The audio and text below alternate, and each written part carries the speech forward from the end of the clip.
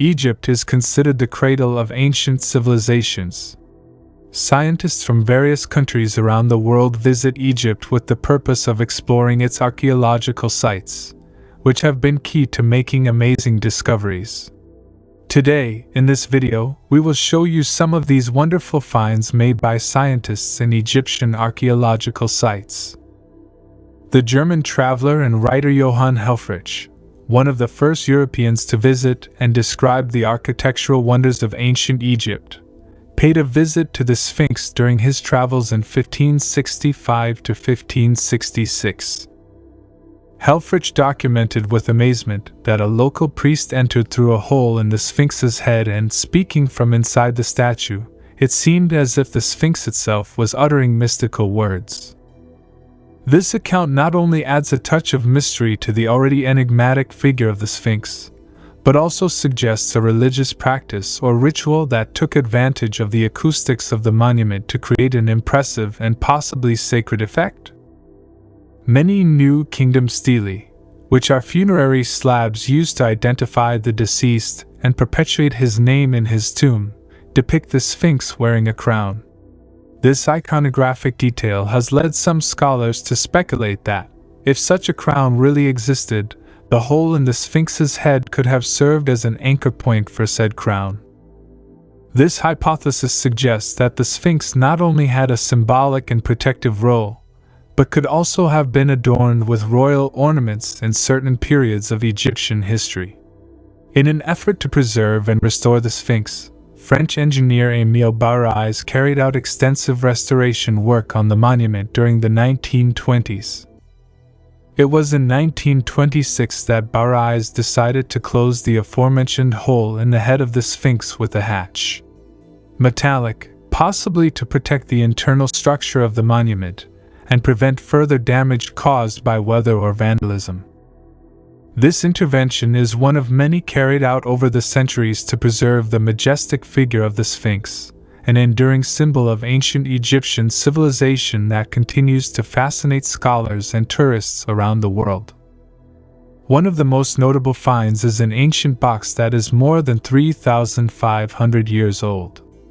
One day, a group of scientists was exploring this area in search of archaeological objects that would help them discover something surprising and unique. At first, they thought it was a large rock, but after cleaning it, it turned out to be an ancient archaeological box containing various objects and artifacts. As you can see, inside the box were some antiques and old household tools. This discovery left scientists amazed as it was considered one of the most important chance discoveries.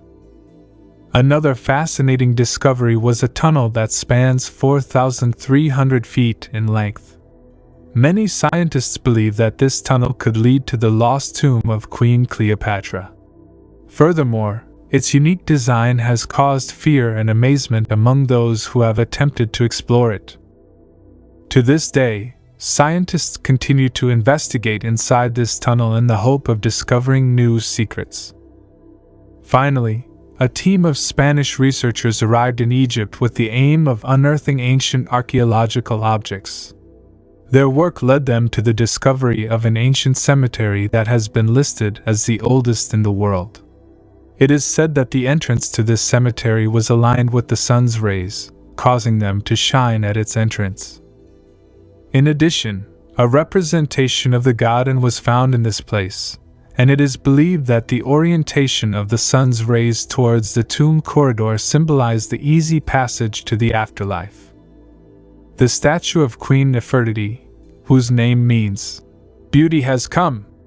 She was the wife of the famous pharaoh Amenhotep IV, who belonged to the 18th dynasty. Tutankhamun considered her one of the most powerful women in ancient Egypt. Nefertiti lived for a short period after her husband's death, and Tutankhamun helped her take over as her queen. During her husband's rule, this beautiful queen resided in high status.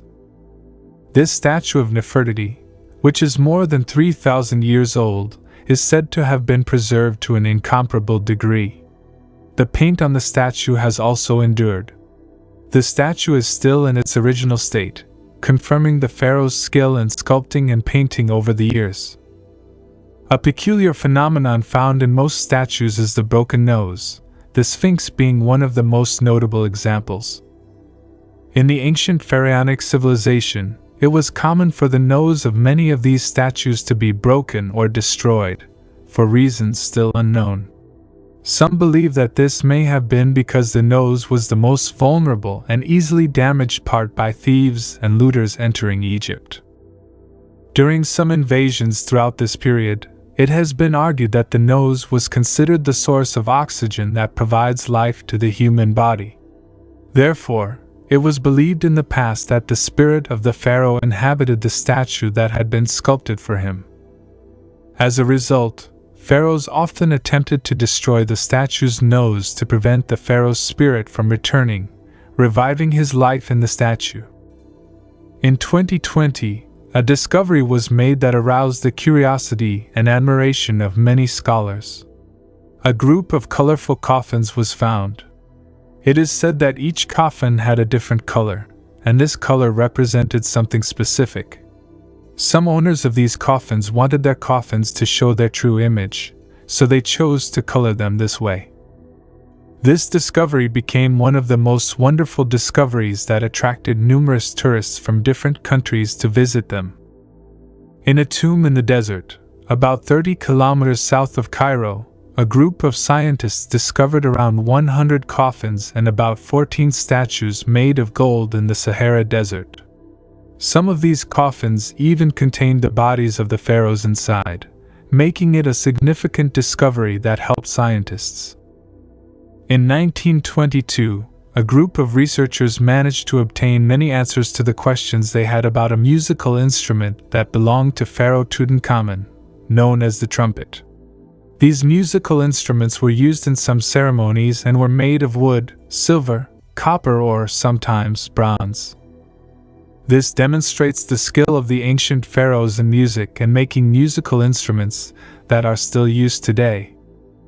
Have you heard of the ancient civilization of Petra, the prehistoric Jordanian city of Petra carved directly into red, white, pink, and yellow sandstone cliffs? It was lost to the Western world for hundreds of years. Petra was a prosperous commercial city and capital of the Nabatean Empire from 400 BC to 106 BC, located in southwestern Jordan surrounded by canyons and desert mountains. While there are other ancient cities with impressive structures, Petra is the best known. The Nabateans, who built Petra, ruled a vast territory in the Middle East until their absorption into the Roman Empire.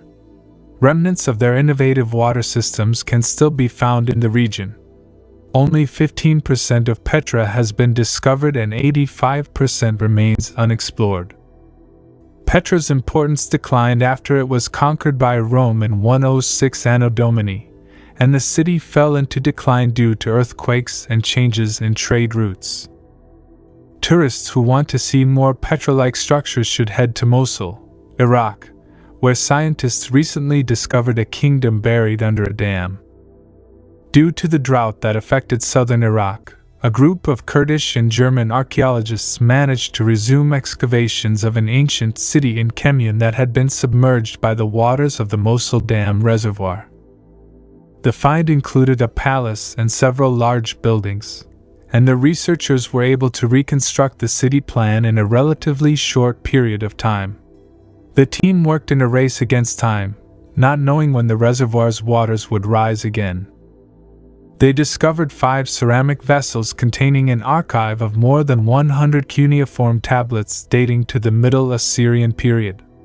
Archaeologists also discovered rare red and blue wall paintings, leading to the belief that they were a common feature in palaces of the period. Additionally, several other large buildings were discovered in the sprawling city complex, including a massive fortification with a wall and towers, a multi-story monumental warehouse, and an industrial complex. But the kingdom came to an end under King Tushratta, during whose reign the Hittites destroyed their capital, Wasakani. Clay tablets have been found in modern paper-like envelopes that were used to enclose cuneiform tablets in the 2nd millennium BC. Researchers believe the cuneiform text belonged to a private archive in Middle Assyria and hope the discovery will provide important information about the history of the region. The excavated buildings were covered with plastic and gravel to protect the ruins, which are now flooded. Any other items hidden in the ruins must wait to be discovered later. The ancient city of Hydra in Saudi Arabia looks like Petra and may contain secrets of an ancient civilization. Saudi Arabia wants to reduce its dependence on oil and attract tourism to increase its income. They launched Saudi Vision 2030, a plan to turn the country into a global hub for trade and tourism.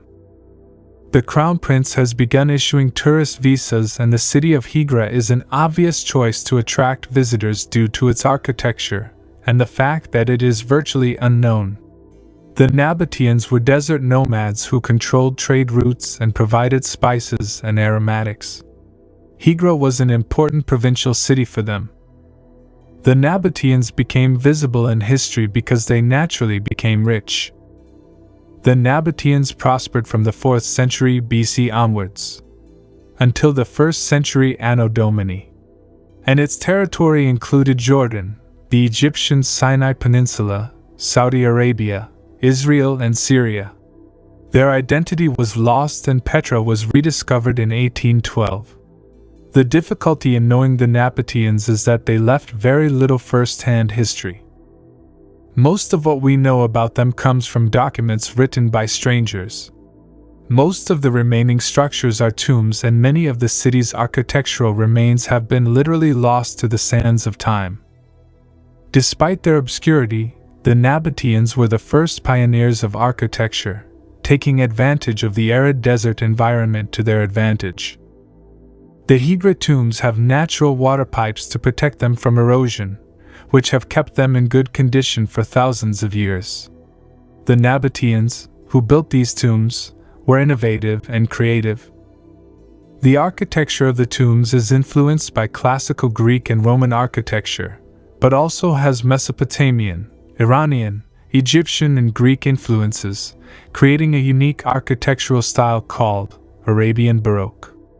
The tombs bear intimidating inscriptions warning of fines and divine punishment for invasion. These inscriptions also include important dates for archaeologists and historians. In Hydra, the oldest tomb is from 1 BC, and the most recent is 70 Anno Domini, which helps fill in the gaps in the timeline. There are 7,000 Nabatean inscriptions throughout the kingdom, but only a little more than 100 of them have dates. Most inscriptions are short writings containing the name of an individual or a request to a god. Some Hydra tombs contain the final resting places of high-ranking officials and their families, who, according to writings on their tombs, took their adopted Roman military titles with them into the afterlife. The inscriptions also highlight the commercial importance of Hydra and the diversity of Nabatean society. The term Nabatean is not an ethnic term, but a political expression meaning that they are in charge of a kingdom or dynasty, and there were many types of people in the Nabatean kingdom. The tomb of Lihin son of Kuza is the largest in Hydra, but its lower third remains unfinished. Some tombs were abandoned in the middle of construction for unknown reasons. A new chapter in Hydra's history has just begun, as travelers now have easy access to the place for the first time. It used to be difficult to visit Hydra. Only some Saudis and foreign tourists could do so with special permission. Now anyone can buy a ticket online for $25 and visit 7 areas by bus. Apart from Hydra, there are other historical sites nearby, such as the ancient city of Dayton and Jabal al-Makanyan, which are open to visitors.